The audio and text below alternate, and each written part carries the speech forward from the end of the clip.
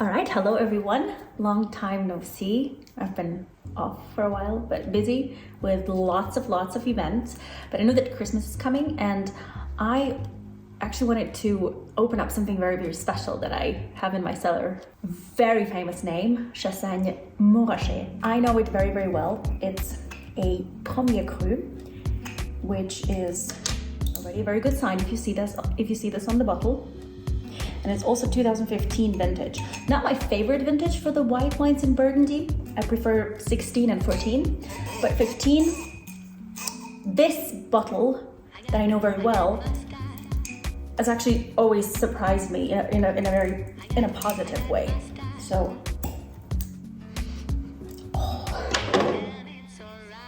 right. Color. Like liquid gold, right? Amazing. I'm going to give it some time to breathe, and I'll try to tell you, or at least to kind of transmit the specialty of this wine. So, we are drinking Chassagne Montrachet. This is an absolute nobility, aristocracy when it comes to white wines. Crème de la crème, beau monde, whatever fancy words you can come up with. Now, Chassagne Montrachet is just a little, very teeny village in the very heart of Burgundy. Now, Montrachet, translated from French, curiously means bold mountain. And there's a reason why that mountain is bold, which is literally like there's nothing growing there, nothing ever grew there. No fruits, no vegetables, you cannot plant anything because the soils were just limestone and they're not very fruitful for agriculture. However, they are extremely fruitful for the vine plant. Now, everything about this place is absolute paradise. It's just impeccable for growing vine. So imagine there's this little hills, just a very smooth, light, not like too steep, but exactly perfect hillside. The soil itself is just absolutely spectacular. It's perfect for grape variety Chardonnay because it is just covered with limestone, not necessarily covered, but it's very rich in limestone and a little bit of marl as well. Just optically, if you're in the village of Chassagne, you're just scrolling through the vineyards, you can actually see how white the soil is. So perfect hillsides, impeccable soils. And then in the summertime, during those ripening periods like July, August, you have this perfect sunshine, afternoon sunshine, that can sometimes flood the vineyards with its warmth until like 9 p.m., which is perfect because the berries, they ripen so well, just very gentle, very well balanced ripening. Just when you first start getting acquainted with Burgundy, this is probably one of the first names that come across. It's really big name. So when you just, making your baby steps, trying to discover Burgundy, you don't know much, this name will be one of the first ones to pop up in your school book, during your class, during your conversations with wine geeks. And because that name is so huge and the quantities of the wines are actually quite small, there's this impulse or this impetus to pop the cork right away in the very first, 2-3 years after the wine was made is very strong, but you have to trust me on this one, it must by any means be ignored. Because I think the biggest mistake that people make when opening white Burgundy, like huge names, big white Burgundy like Chassagne Montrachet or Meursault or Puligny Montrachet, like Corton Charlemagne, the biggest mistake they make is that they try to enjoy it in the first 2-3 years. Now I say it must be forbidden to touch white Burgundy or white Chassagne Montrachet in the first 2-3 years because you are not, it's like you're excited to watch your favorite movie, let's say Titanic or Pulp Fiction, and you just, turn it on and you're so excited and you just watch the first 5 minutes of it, or let's say 10 minutes, and then you just turn it off all of a sudden and you're not allowed to watch anymore. This is what you get if you start drinking Chassagne Montrachet too early.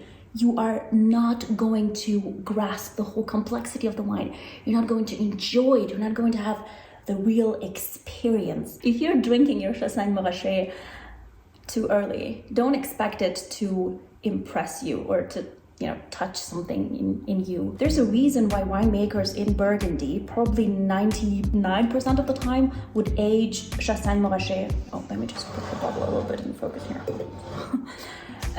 So there's a reason why winemakers in Burgundy would age Chassagne Montrachet in oak. Because first of all, the oak there is absolutely great quality. And oak has a very significant meaning. It plays a very significant role in the quality of this wine. So it gives white wine a little bit of structure. It gives it a bit more complexity. But again, you can only discover that complexity with time. When the wine has been aged in the barrel for, let's say, 24 months. Usually this is the case for Chassagne Montrachet, maybe 16 to 24 months. You age them for a really, really long time, and then you put it in the bottle, and then what happens in the bottle, the wine continues to develop, and this aftermath of it having contact with the oak, it continues to kind of thrive on that, to build up on that in the bottle, and you have this very, very interesting molecular chains that are forming, very complex. And if you open it too early, you're just gonna have this slap of oak in your face, and you would think, okay, this is not interesting, this doesn't touch me anywhere. I wanna have something more, especially if the bottle costs like 70 euros, which this one does. And so I highly recommend to really wait for your Chassagnes, and then once you do, it's just at least 5 years. Like, give it 5 years. It's already, this one is not too old. It's a 2015 vintage, but you can see already the color has developed.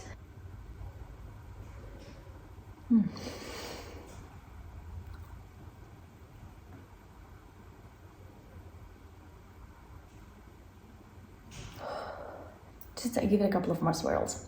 I like to drink at really room temperature. I don't like to over chill them because I don't want to mute the aromas in wine. Like it hasn't even been open that long. Like, I opened it in front of you. It was what, like 10 minutes ago?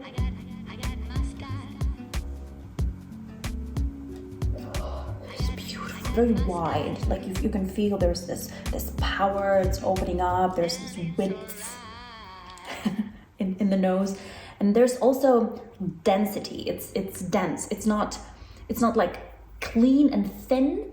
It has you can close your eyes and it's as if you were just going through different aromas, like layers and layers of aromas. The first thing that hits you in this one, I would say, is a bit of dried fruits. So think of dried apricots, think of dried pineapples, just a very light smokiness, and trying to figure out what kind of smokiness that it, like, it's not bacon, it's maybe more like a flinty, like very flinty smokiness.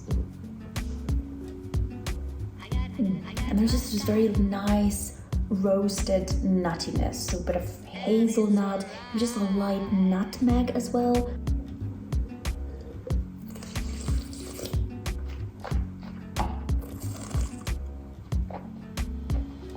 As you might have guessed, I'm not going to spit out. Oh my god. It's like, this is it. This is what you want to have in your wine, especially if you pay 80 euros per bottle. This is hedonism. Like, you just pay it because this is an unforgettable experience. It kind of tunes all of your body towards pleasure. You have a sip of a beautiful wine, and you feel like, okay, now it's time for me to just enjoy. This is what it does to you. You don't even, like, some wines, you don't even want to really describe them. You don't really want to put them into words.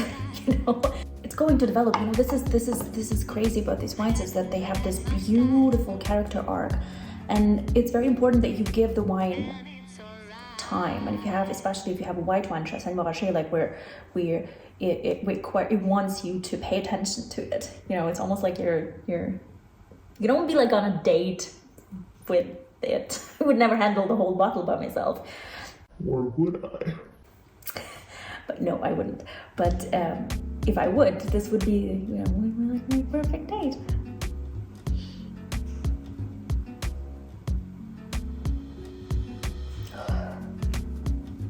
It's elegant and fine, but it also has this charm to it, like instant eyes on you if you enter the room. Did I even mention that this is a Chardonnay grape variety? Because many people think that, you know, many people just come to a wine bar or order wine by grape variety. So if you want to get to know Burgundy, one thing you must remember is that nobody refers to a bottle of wine by the grape variety, because the grape variety is it's not in the center of the stage. The center stage is the place. So if you order a wine, you want to get a Ausdruck is the expression. You want to get the expression of a certain place. And a grape variety would then serve as a tool to express that place. So a Chardonnay, in our case, is a tool to express a place which is called Chassagne Montrachet. Yes. That is also the reason why it doesn't say a Chardonnay on the label. Like most of the time you hold a Burgundy bottle in your hand, you're just going to see this crazy essay on the label, you know, from the names that are hardly pronounceable. But that's the whole beauty. This complexity is also like a trick. They know if you come to a bar and you're like, I would like to have a Puligny Montrachet, or I would like to have a Chassagne Montrachet, then they're like, okay, you know your wine. Just don't go to a Burgundy bar and order a Chardonnay or blah, blah, blah. Same thing with the red wine, by the way. So let's check it out. Let's see what's going on the label. Okay, so you have Chassagne Montrachet. This is the name of the village. Then there are different parcels in that village. Most of them have names and classification. So the parcels that this wine is made of are all classified as Premier Cru. If this wine was made from one parcel, you would have the name of that parcel on the bottle. But this particular Chassagne Montrachet is actually a mixture of a couple of parcels that are all classified as Premier Cru. Now, a Premier Cru is usually a sign that the wine is of very high quality, usually because the soils of the wine are very high quality themselves. And it has a perfect position on the hill, just everything is everything is perfect. There are not that many vineyards in Burgundy that are classified as a Premier Cru. I think it's about 11%, so that's already you're in a very thin margin. You're already in the elite of the wine. But most of the time you can actually buy or invest in Premier Cru blindly without really knowing the producer or having tasted the wine, because this is meant for the people to kind of trust this classification. So if you see a Premier Cru in the bottle, you're like, okay, this is that's good, very good quality, something you can trust. Oh, it's just a light, like a candied lemon zest. It's just a dish, you know. You wanna. It's a really gastronomic wine, but also gastronomic in a way that you can just eat it all up. I love that. And already you just want to drink it up with your eyes because the color is so spectacular, so pretty. It's golden. It's like the only pure gold that you can drink.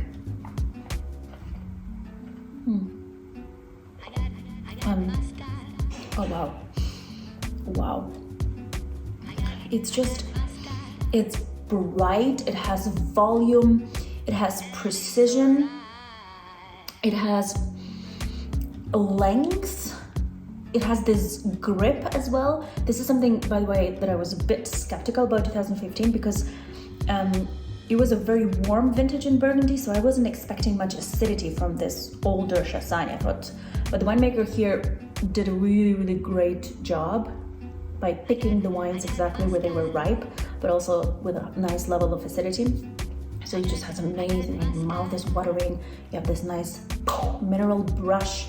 And it's fresh, you know, it's got It's got beautiful freshness to it, which I wasn't expecting. And again, this oakiness that I remember tasting this when I was really young, maybe like a year or two old. And when you taste it, like it's oak, it's just pure oak. It masks everything. It hasn't really integrated into the wine. And now it's a totally different story. A completely different story. It's nice to be a wine lover. I can tell you that. So it's been like, what, 20 minutes, I think? And it's just not scratches. What does that mean? Maybe it does. Just scratches you a little bit. Maybe tickles. Not really tickles, but like really like maybe massage. Like massages your tongue. Okay, I'm gonna have to stop because the more sips I take, the weirdest idiomas or metaphors I come up with. So okay, thank you very much for watching. I hope to be back. I'm planning to be back with another big name in Burgundy. And which is probably just a light tick bigger than the Chassagne. Ooh, there's this really nice bitterness that comes in the end, which I absolutely adore. Like, you know, this lovely grapefruit zest. Oh, the finish is extraordinarily long. So yeah, I'll hope to see you very, very soon, and I really appreciate you watching, and I wish you a fabulous holidays, and let me know if you will go for, in the comments, if you're drinking a Chassagne.